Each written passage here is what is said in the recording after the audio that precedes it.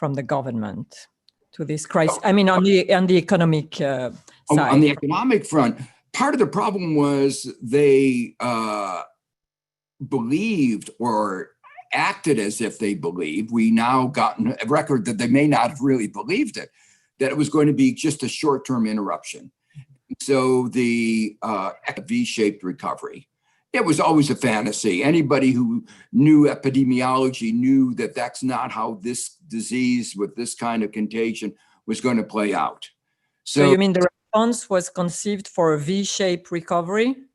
And it was supposed to be all over by the end of beginning of June, end of June at the latest. And of course, we're now in September, and the end is not in sight. But there were other parts.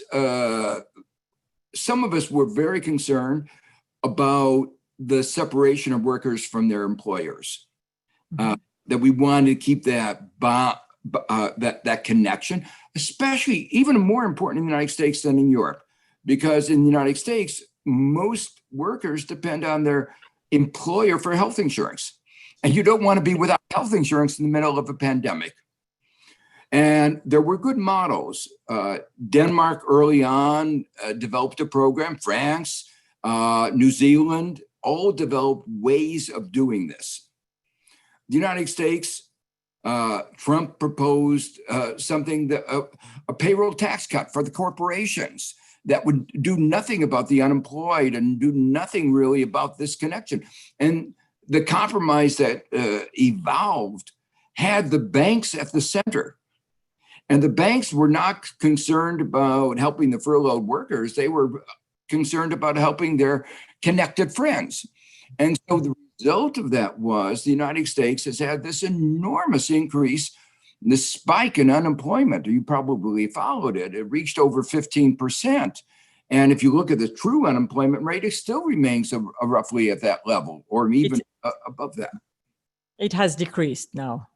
What the official rate is. So the question is, what is the true unemployment rate?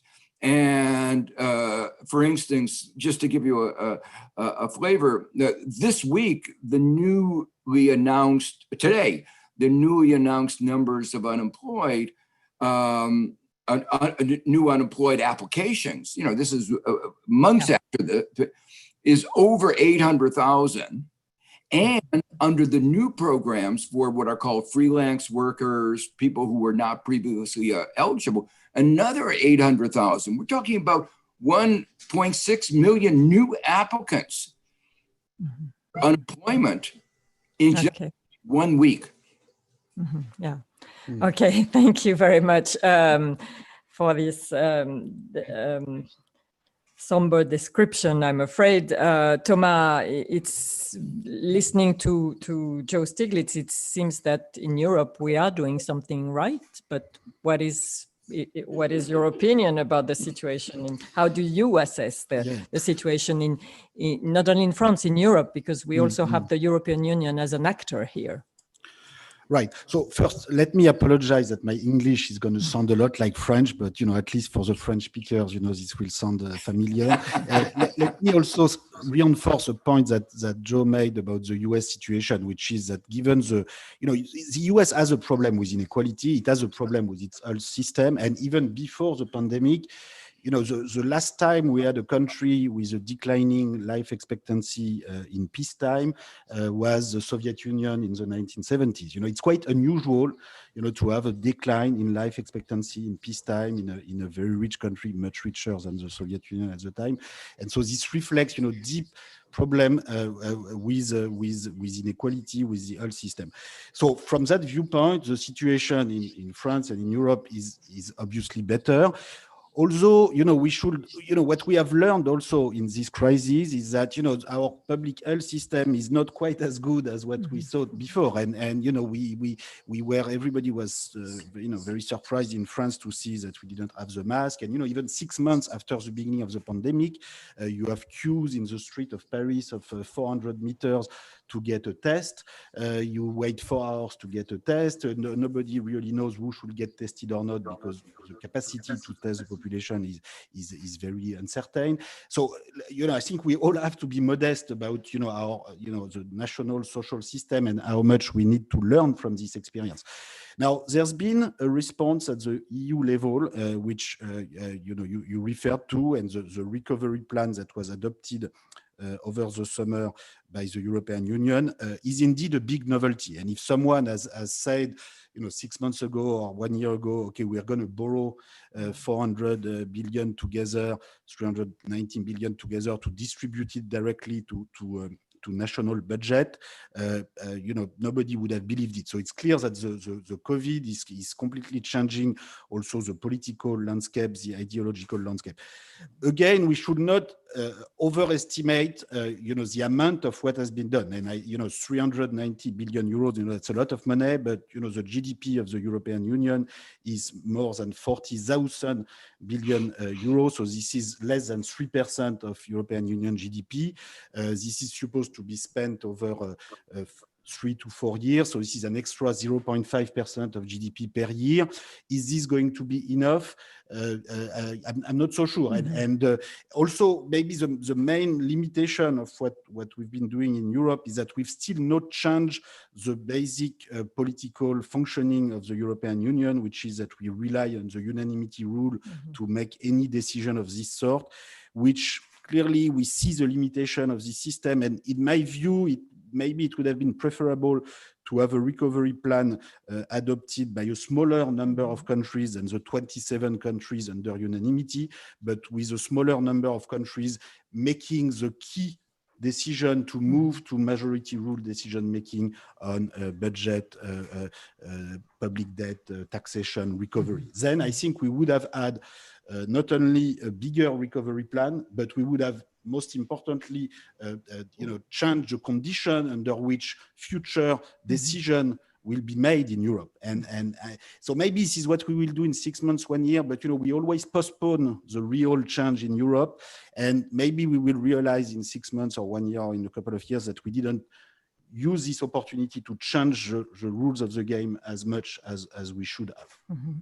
Mm-hmm. Joe, I would like to ask you, I have to go quickly to further subjects because time is really flying. On globalization, what do you think will be the impact of this crisis on globalization? Because you a long time ago, almost 22 decades ago, you mentioned the discontents but now we're really in the thick of it, and we have, including not only the America First policy, but on this side of the Atlantic also, this talk about relocalizations, new supply chains, etc. What is your assessment of? Is this a fundamental change we are going to act on, or is it just more just discontent and nobody is really ready to act?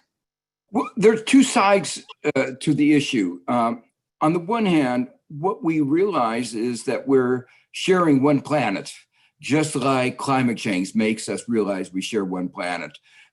Those nasty viruses don't carry passports or visas, and they go anywhere in the world. And as long as there are parts of the world where the disease is spreading, we're all going to be at risk. So, and we will all benefit by the global efforts to develop a vaccine and therapeutics and to learn how to deal with the disease. So in that sense, there's been actually a support for globalization, for multilateralism, the efforts at the WHO to develop a global framework for sharing the vaccine, and the efforts in the scientific community to share their knowledge have been truly impressive. I have friends who were working on this, and they said they've never seen anything like this. So that's the positive side, that there is really a strengthening of multilateralism and a realization that we share one planet. That will be, again, very important as we need to deal with climate change. The other side is that we've realized that we've constructed a economic system that's not very resilient. And one part of the lack of resilience is global supply chains that are not resilient. We saw that so vividly in the United States, where here we are, supposedly the richest country. We were not even able to produce masks, let alone, or protective gear, let alone more complicated products like tests or ventilators. So there are huge deficiencies in our market economy that were exposed, and those were related to some extent to the lack of diversified, resilient global supply chains. And that occurred in the midst of another drama that's been going on. We shouldn't go into it here, but that's the drama between the United States and China over a whole host of issues, from human rights having to do with Hong Kong and the Uyghurs to security, surveillance, privacy, and so forth. So that clearly is complicating the globalization agenda, and will continue to do so for coming years. Mm-hmm. Thomas, to pick up on this positive sign that Joe Stiglitz identified, do you see in this crisis also an opportunity? A lot of people in Europe hope that this is the opportunity to move forward to a greener agenda, for instance, to a better, to build a better future with a greener agenda, with more taking into account better concerns about environment, social concerns also. With this public money which is being invested now, do you think we can fix those major flaws that you have both been talking about? Well, in principle, we could, but at this stage, I think there's a strong temptation, just to redo what we did before in terms of sectors. There's a big risk, I think, that we make also the same mistake with the monetary policy that we did after 2008, 2012, which is that we use the new monetary policy, the new money supply, basically to boost stock market prices, real estate prices, which is going to benefit those who own already a lot of assets, a lot of wealth, but that's going to increase inequality, and that's not going to solve our problem with the environment, our social problem, our problem with inequality. So I think we should really change the way we think about monetary policy. In terms of environmental policy, what we have, for instance, in recent weeks is this quasi-military fight in the Eastern Mediterranean about who is going to get the oil and the gas in the Eastern Mediterranean. And as you very well know, if we want to be serious with the Paris Agreement, in fact, this gas should stay where it is. Nobody should get it. And in fact, the discussion that we have is, is the French Navy going to help Greece to fight with the Turks so as to respect colonial borders that were drawn in 1920? We are back to it's not only the word of yesterday, it's the word of a century ago. And we've started to authorize again a new insecticide and product for sugar production in France, which we had decided to ban a couple of years ago. And look, the argument that was made is, okay, these are really bad insecticides, we should not use them. But look, other European countries have started to use them for their sugar production. So if we don't do the same, we are going to die. But look, there is another solution. And the other solution is if some other countries do bad things with insecticides or carbon emission, there should be a carbon tax at the frontier. And we cannot wait again for unanimity for this to happen, because, this race to the bottom on the environment and social matters. And last and not least, I want to say that to me, what's the worst part is that what's happening in India or in West Africa or in the global South, where we urgently need to develop a safety net system. Because if you have a lockdown in India or in West Africa and you don't have a minimum income, what are people going to do when they're going to have to go out and get work and get food in one way or another, and so this would be an opportunity to build this kind of system. But again, this also depends on the global economic system, as Joe was saying, which is with the kind of financial opacity we have in the global economic system today, it is very difficult for poor countries, to develop an equitable way to tax multinational, to tax high wealth individuals, and to build trust in government and in the possibility to deliver public services and social services. So we are all bound together to try to improve this global economic system. Yeah. So you both agree that that could be an opportunity, but we are not there yet at the point of structural changes or change of paradigm. Joe, I have to turn now to the issue of the US presidential election, because we are all, of course, very interested in its outcome after this, at the end of this very awkward campaign. What do you think of the economic program put forward by Joe Biden, the Democratic candidate? As Obama's vice president, Joe Biden appeared very much as a centrist, but he has obviously taken some ideas from Bernie Sanders' program. Is this a left-wing program? And do you find there some elements of the progressive capitalism that you have been advocating?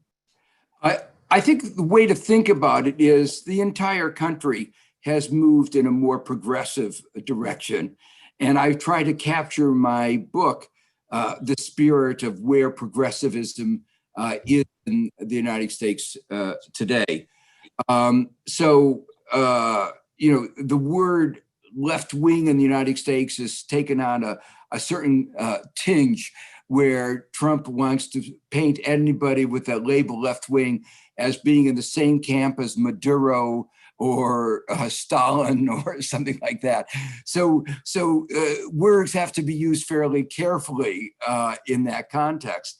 But I would use the word, a long-standing progressive agenda, which is concerned with making the economy actually work better by competition law, by enhancing workers' rights, by preventing exploitation in all its forms, including the exploitation of the environment and of our planet, but also recognizing that where we are today in the 21st century, a basic middle-class life is not accessible to very large portions of America. And so the agenda that he's talked about is very much where I think most Americans are, which is they want the minimum wage to be much higher. It should be closer to a livable wage. They want access to healthcare. They might want to make sure that everybody who's qualified to go to the university should be able to go to the university. The average level of indebtedness of America's graduate is like $30,000, and it's going up. We are closing off opportunities. The idea of American dream is now really a myth. So he has grabbed that. He's put all, that is basically his agenda, with a couple of other things that have, I think, become particularly highlighted by the pandemic, which is we've seen among the people most affected are our care workers. And they are the frontline workers, depend on them. And then we recognize they're getting afflicted by the disease more, but they're getting paid less. So an agenda to do something about our care workers, which says something about ourselves, our identity, what kind of society we are. He's put that up very much at the front of his agenda. And I think that makes a lot of sense, particularly in the light of where we are with this pandemic. Thomas, what is at stake in this election for us in Europe? Well, what's at stake is, the possibility to have just a normal partnership with the United States on the climate and capitalism, the economy, cooperation on taxation. We were together this afternoon with Joe in a meeting for the whole afternoon in an international independent commission for the reform of corporate taxation. This is something that, with Joe Biden could make progress, not as much as maybe was that with Elizabeth Warren or with Bernie Sanders, but certainly a lot more. As you would think, as you would hope. A lot more than with Donald Trump. And, I think, look, in this primary election in the US, Bernie Sanders and Elizabeth Warren got huge support, especially in the youth. And when I say the youth, it's not just under 25. If you take, according to polls, if you take voters below 50, they got actually much more votes than Biden. And so, I'm not saying we should only have the below 50 who vote, but this means that the US public opinion, especially on the Democratic side, has been moving. And I think it's, Joe Biden will be well inspired to take some elements from their program, which he did to some extent. But I think insufficiently. I think the idea of a wealth tax is important because we live at a time where top wealth holders, not only in the US, but across the world, have grown a lot faster than the size of the economy. And when you have something that's growing a lot faster than the size of the economy, it's not that you want to expropriate everybody, bring it to zero, but it makes sense to ask to this group, more contribution to the public good, especially in a time like this. And the income tax is not quite going to do the job. So we'll have this discussion again and again, but I think it's all these discussion, of course, taking place in the US are very important also for all of us in Europe and in the rest of the world. And Joe, talking about wealth tax, where do you stand on this between where Elizabeth Warren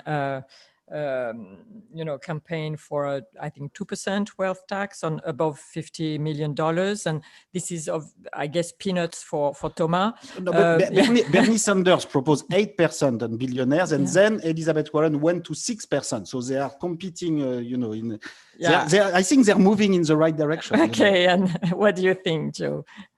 Well, I think a wealth tax is a good idea.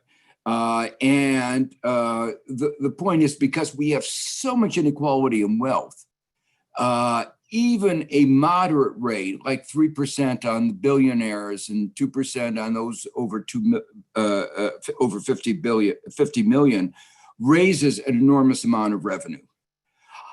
One of the important points that we discussed this morning in the meeting that Thomas referred to was that the wealth tax often can get income that can be tax things that can be avoided or evaded through capital income tax. That sometimes you can organize ways of avoiding taxes, income tax, so that the wealth tax can actually be a very effective tax. We had a representative for Colombia talk about how they had originally introduced the wealth tax many years ago on that basis. On the other hand, I also think we can't forget that we have a regressive capital taxation in the United States and many other countries. Many countries don't tax capital gains, so that income of workers are taxed at a higher rate than people who are just clipping coupons or making income from capital. So the wealth,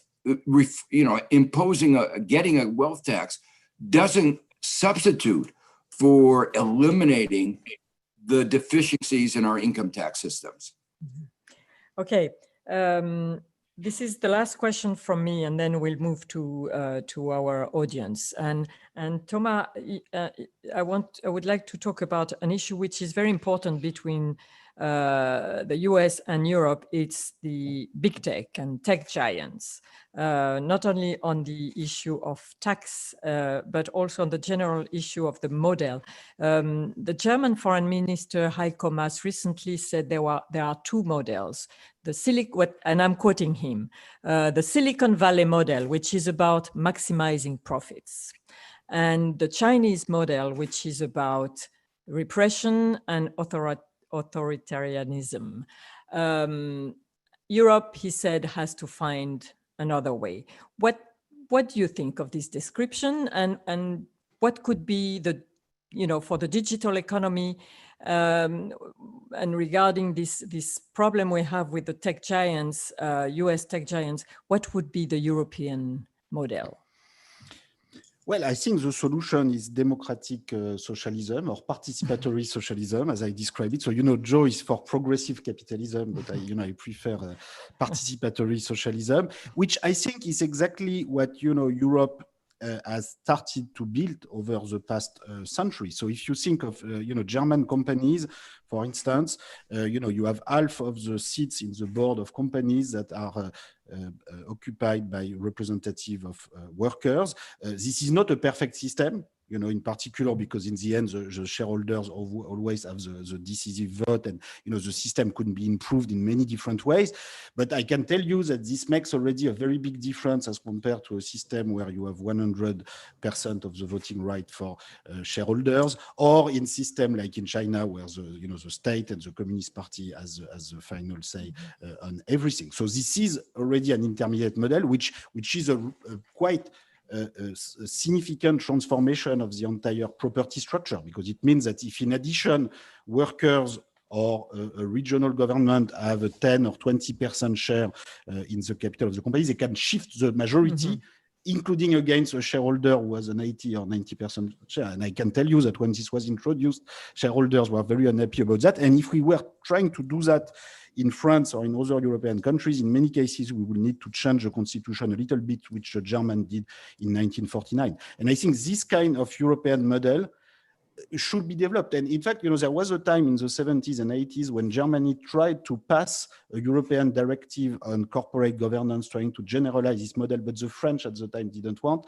and many countries didn't want. This is just an example. Now, coming to the tech giant, I think, this is basically the same general answer, which is that we can have democratic regulation of capitalist forces. And in the case of tech giant, it's clear that you cannot have, so much power, concentrated into one or two or three private companies. So either it makes sense to break these monopolies into several entities, or if from a technological or organizational viewpoint, you don't want to break these entities like, railway company, SNCF in France, which you don't necessarily want to cut into two, then you need to have very strong public regulation of what they are allowed to do or not on European territory. And I think this will have to come. The ways you can pay on Facebook to get more viewers, and the way, the entire process of diffusion of information, for political campaign in particular, has been perverted by the fact that we let pure capitalist forces basically do what they want.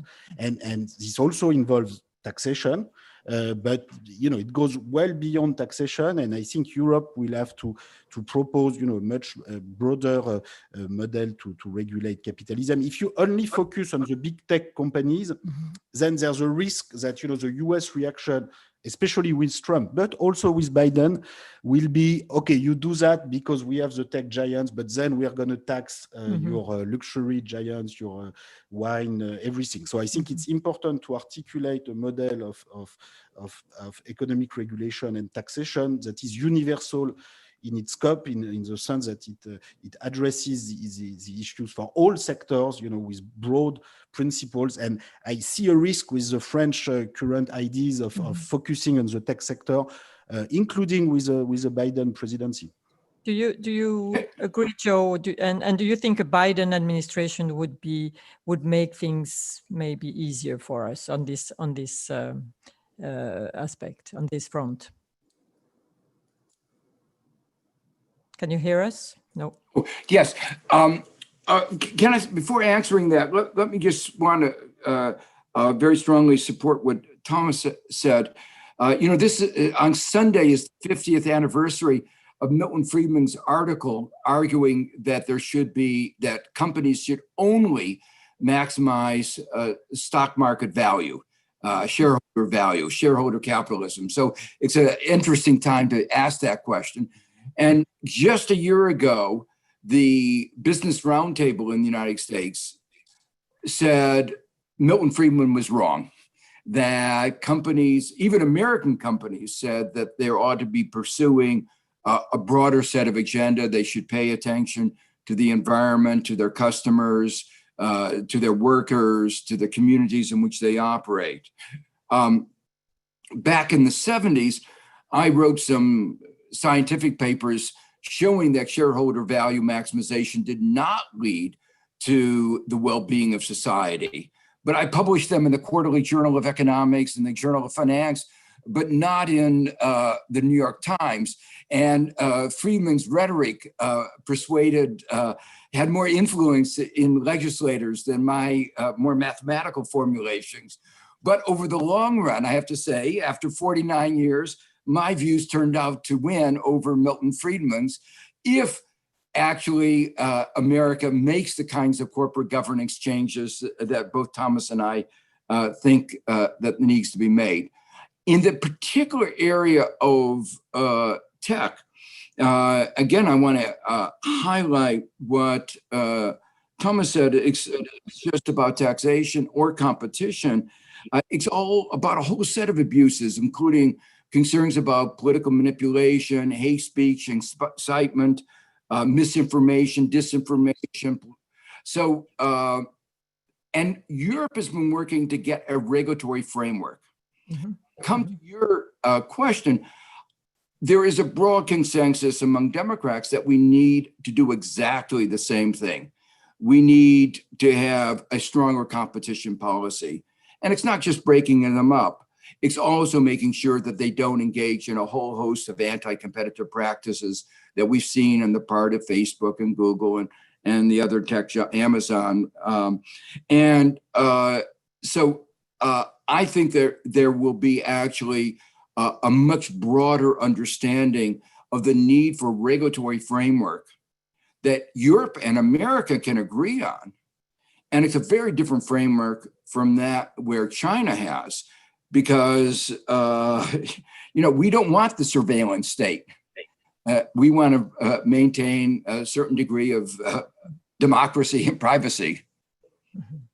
Okay, well, thank you very much. We've had, now we know what progressive capitalism is about, and we also have on the European side the participatory socialism. So that is quite interesting. We have a lot of questions from our viewers and listeners and readers, and some of them are about, many of them actually are about the debt issue, and on both sides of the Atlantic. Actually, we have Bolivar Alvarez, who is asking how can countries get on the path of economic recovery with the high levels of debt that they currently experience, and that will continue to increase, of course, with the present situation. And we also have Nakak from Le Monde website, who is following this on Le Monde website, who is asking questions in the same, also about sovereign debt and how we are going to deal with all these debts. And there seems to be a consensus, or a lot of economists seem to think that we can afford such a high level of debt. What is both of you? What are your views on this? Joe, maybe we start with you. Yeah, I'm not right now worried about the debt. I'm more worried about not doing something because of fear of the debt. If we don't stimulate the economy in the right way and have a adequate recovery, there will be long-term damage, and recovering from this downturn, this pandemic, economic aftermath of the pandemic, will take years and years and years. So it is really important to do something. Now, the cost of servicing that debt with interest rates close to zero is close to zero. So there is not a problem right now in servicing the debt. Much of the debt is actually one part of the government owing money to the other part. The Federal Reserve's balance sheet holdings of debt has expanded greatly. So if you netted it out, it's not anywhere near as what it was. I think it's important to use our money very well. And one of the problems was that the $3 trillion that the United States spent was not a very well-designed program. I mentioned before how high our unemployment went. One of the things, picking up on the theme of inequality, is it showed a very deep rift in our society. About half the population is living paycheck to paycheck. And the moment they get money, they spend it. And that stimulates the economy. The other half is very well off. They've not even lost their jobs. Their pay is doing well. And the average savings rate in the United States, which is normally close to zero, last quarter was 25%. And that means the upper half was saving well over 25%. So we have to be very thoughtful of how we use the money. And that's where Vice President Biden's agenda of build back better becomes very important. What we want to do is, as we spend the money, make sure the money uses dual purpose. So we spend the money to help move our economy to what we might call the kind of post-pandemic economy we want, a green economy, a knowledge economy, a more equal society. These all that vision ought to be very much at the forefront of our spending. Thomas, you agree? Yeah, let me remind you that we've already seen even bigger public debt than this in history. So, after World War II, we had up to 200%, 300% of public debt in many countries. And what the historical experience shows is that, there are different ways to get rid of that. So if you take the case of, Germany and Japan after World War II, they used a lot of exceptional wealth tax in order to reduce very fast the public debt. Other countries use more inflation. In France, I think exceptional progressive wealth tax is better than inflation, which Germany experienced in the 1920s and somehow did not want to do it again. And so it's partly why they invented in the late 1940s, early 1950s this exceptional wealth tax, which had the same impact. So the difference today is that we have invented this new solution somehow, which is that our central banks are taking a big part of the public debt on their balance sheet. So this is another way, indeed, to get rid of the public debt. The only problem, as Joe was saying, is that the way we use this monetary tool today is that, in effect, we are boosting stock market prices, real estate prices. We are creating a huge gap between a zero interest rate for people who have just a little saving on their bank account and people who can borrow at zero or close to zero and invest it on the stock market, invest it in housing. So it's possible that this monetary policy, in effect, is increasing inequality in rates of return across society, across the distribution, and in the end is contributing to raise inequality. And so you solve one problem on the one hand, but you create another problem. So I'm not, in the longer run, okay, nobody knows whether interest rate will increase in the future. It could be that central banks in the medium run will be able to keep them very low, but with this price to pay in terms of very high inequality in rate of return. So the bottom line is what we've done so far, the way we use our central bank to solve some of the problem is not going to be sufficient in the long run. We'll have to think more about the combination of monetary policy, progressive taxation that will solve in the long run this very large level of debt. So there are solutions, but we'll have to address the problem at some point in an imaginative way. It seems that we are going to require a lot of imagination in this situation. There's a very different question about democracy and also about populism from Ivan Paravitz in Chile. It's a very simple question. Do you believe that democracy is coming to an end? This is an easy one for you, Joe. And for Thomas, how do you see, that's from Fernando Eichenberg, how do you see the populist and the far-right threat today? Has this speech been somehow emptied, or is it still as a big threat as it was before this crisis happened. So, Joe, why don't you start? Well, there's a lot of concern and discussion in the United States about exactly that question. And let me try to explain why that is. Over the last 40 years, one of our two parties, the Republican Party, has become a peculiar coalition of evangelical business leaders, a whole host of peculiar, coalition, and a peculiar coalition that basically advocates positions that are held by a minority of the population. A majority of the population, and as Thomas pointed out, a vast majority of young people are in favor of things like an increase in the minimum wage, healthcare for all, access to education for all, including universities, preschool, a whole gun controls, all these are a position held by the vast majority. Now, in that context, what happens to a minority party, and a minority party that is whose base is a shrinking part of the population? Mm-hmm. Their constituency is based on the less well-educated. They've very small representation of people of color, very rural, and the country is becoming urban, very diverse, and better educated. So what do you do if you're in that kind of minority position?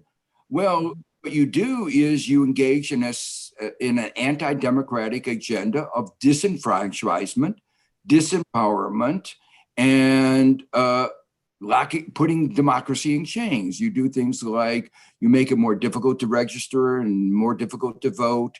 You engage in gerrymandering. You put a lot of power, money into politics. And the net effect of all that is really to undermine democracy. And the culmination of this is that President Bush got elected as a minority president. Mm-hmm. President Trump got elected as a minority president. And the concern is that this may happen again. And it's not only true of the presidency, the vast majority of Americans voted for Democratic candidates for the Senate, but we have a Republican-controlled Senate. So there's a growing sense of a large Democratic deficit in the United States. How this will play out will depend very much on this election. Mm-hmm. I think nationalist parties and extreme right movement, are still a huge threat in the US, in their own way, in Europe and across the world. And I think the only way to fight this threat in the long run is to reopen the discussion about different economic system and different economic policy. I think the problem is that for too long, for many decades, we've told the public opinion that, there's only one possible economic policy, that there's nothing government can do to change the economic system, to reduce inequalities, that the only thing government can do is to control their frontiers and to control their identity. And then, you should not be surprised that 20 years later, 30 years later, the entire political conversation is about border control and about identity. Because, if you tell people there's only one centrist economic policy and no, other policies, and, the political fight is going to be about identity, and that's very worrying to me. So I think it's really key and central to reopen the economic discussion if we want to avoid this extreme racial polarization of the political fight, which we see with this election in the US, but which is also rising in Europe. In Europe, the fight about extra-European migrants, about Islam, has grown. In the past 10 years, 20 years, and the risk that we get to a very racially polarized in its own way politics in Europe is very, very real. Mm-hmm. let's go back to economics. A French reader on Le Monde's website asks, talks about the prospect of having massive unemployment and people laid off when bankrupts are going to happen on a massive scale. And he asked whether we should consider again a basic income. And so should that be considered, and how would it be financed? Maybe Thomas? Or, let me say that many European countries already have a sort of basic income, in the sense that there is a minimum income, which can be 500 euros per month, 600 euros per month, which we may want to raise, which we may want to distribute more automatically, but which already exists as a basic minimum income. In the US, there does not exist such a basic minimum income, and you have food stamps, you have various income transfer if you have dependent children, but typically single individuals only have food stamps for various historical reasons, which have to do also with the racial prejudices, I think, and the specific antagonism of US society. But in the European context, I think the real issue is to make the administration of the basic income more efficient, more automatic. Many homeless people don't have access to it, so we have to improve how it is administered, make it more automatic. In particular, when you move from zero job to low pay job, to part-time job, to full-time job, this must come automatically on your wage, that you receive each month. You must have the extra income supplement. You should not ask for it and wait 6 months, and when your situation changes. So this has to be a lot more automatic, and that's of course very very important. Can I just add one point to this? Go ahead. As I look at the world right now, there are an awful lot of jobs that need to be done. We face a green transition. There's going to need to be a lot of investment that's going to be needed. There are a lot of people that needed to be taken care of. We need to build a lot of infrastructure. So to me, the first objective of government should be to match people who want to work to jobs that need to be done. How do you do that? It's not been doing that very well. So I would like to put more emphasis on making sure that we provide jobs for everybody who is able and willing to work. Now, unfortunately, there's going to be cracks in the system, and that's where the basic income comes in, to make sure that nobody falls into those cracks. But I'd like to emphasize the importance right now of the so many tasks that our society needs, and there's so many people who do want to work, that we really need to make sure that we match the two together. Yeah, but we do have the same problem in Europe, with high. I mean, at least in France, high unemployment, still high unemployment, and a lot of jobs vacancies. So is it only about education, about training? How do you match them? Well, I think in some cases we should just create also more jobs, in health, in education, in the thermal renovation of building, which is something we've been talking about forever. But in fact, even with the current recovery plan, we're probably going to deal with a very, very small fraction of the buildings and dwellings that should be renovated. So, you have lots of jobs here to be created. And I think, the problem is that there is this sort of ideological view that because these are public sector jobs, in health, education, or, public works, we should not do it. But, these sectors are going to be very important in the future. We have to think of how we organize them in a decentralized manner so that they deliver the right public services where they should. But, we are not going to organize the health sector or the education sector or public work of the future through a shareholder company and pure capitalist company just to please some ideology, because this doesn't work. Many sectors, typically the health sector, in countries where it's purely capitalist, it actually costs more money and it's less efficient in terms of public health. So we have to be pragmatic And right now in the recovery plan, I see some resistance, including in France, to invest more in just creating jobs in these sectors. Okay, a last question, I'm afraid, but it's a big one. It's about China. Actually, this Brian Spence is asking, who's been watching this discussion. He says, should the growth of China's economy make Western democracies and their citizens think twice about their contribution to this growth by their growing dependency on Chinese manufactured goods?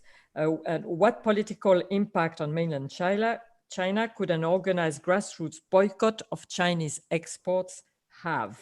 And would you support such a boycott? Joe, we'll start with you. Well, that's a big question. Let me put it very more broadly. Yeah. I think that at the end of the Cold War, there was the hope that, Francis Fukuyama wrote this wonderful book called The End of History.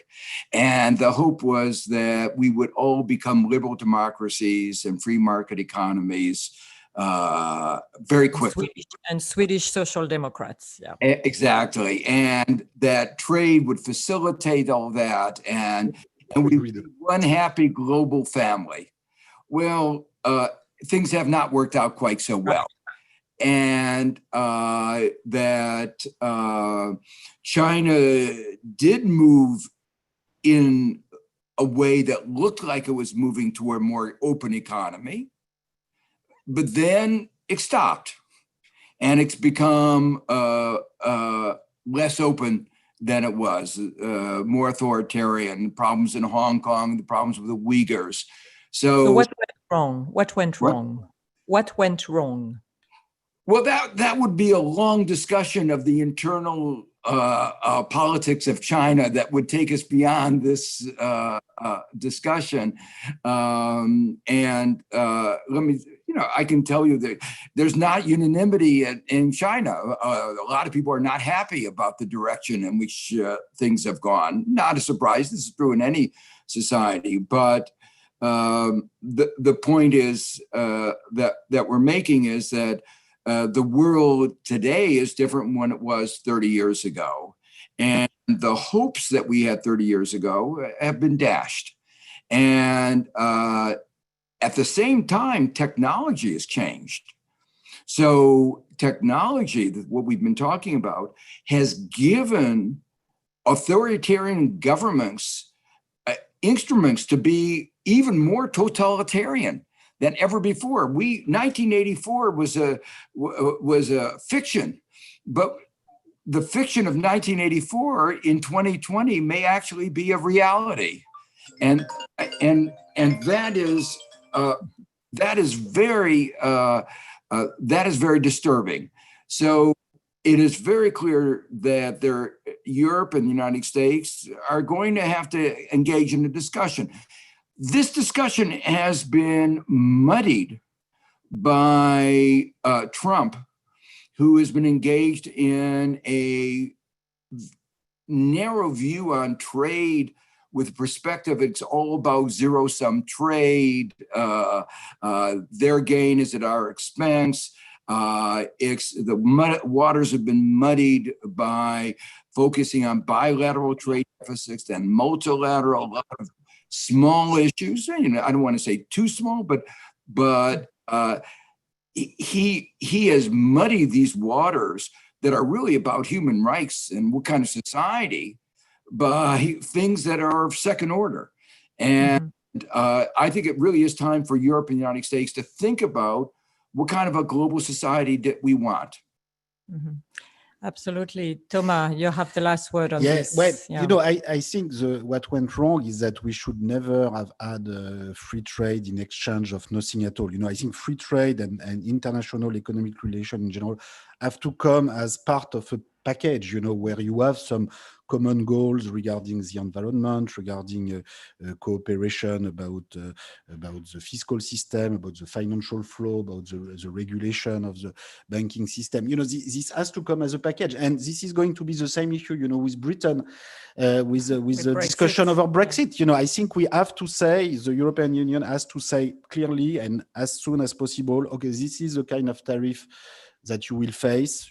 10%, 20%, I don't know, a set of goods, but we have to be very concrete about this very soon, because if we keep pretending that you can have, 0% tariff in exchange of nothing at all, whatever you do, and you can have a completely uncooperative strategy, which is also the problem is this is very often what we have within the European Union. The Netherlands behave like a tax haven, and they can still pretend, to be a frugal country in spite of the fact that they still 10 billion euros in tax revenue from the rest of Europe through, by attracting book profits that do not correspond to any real economic activity. That's uncooperative attitude.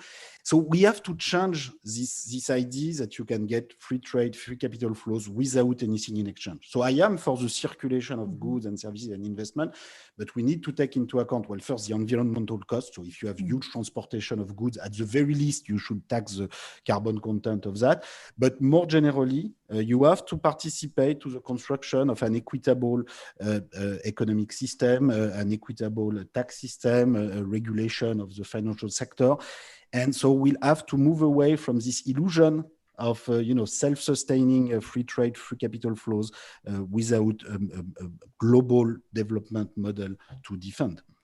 Okay, I think there are a lot of illusions we are moving away from these days. Well, unfortunately, this is the end of our talk. This is another illusion I had, that we could continue for another hour, but we'll do that again. Thank you very, very much to our two speakers for this fascinating discussion, which was organized jointly by Le Monde, La Maison Française of Columbia University, and Columbia Global Centers, which hosted us here in Reed Hall in Paris. Joe Stiglitz, goodbye. It was fantastic having you.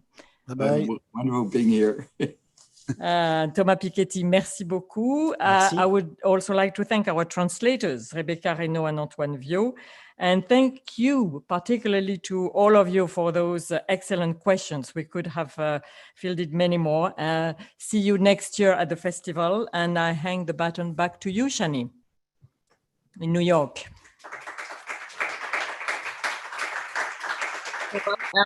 My thanks to yours. First, to thank you, Sylvie Kaufmann, of course, editorial director and journalist with Le Monde, and a contributing opinion writer to New York Times. You were the perfect person for this role.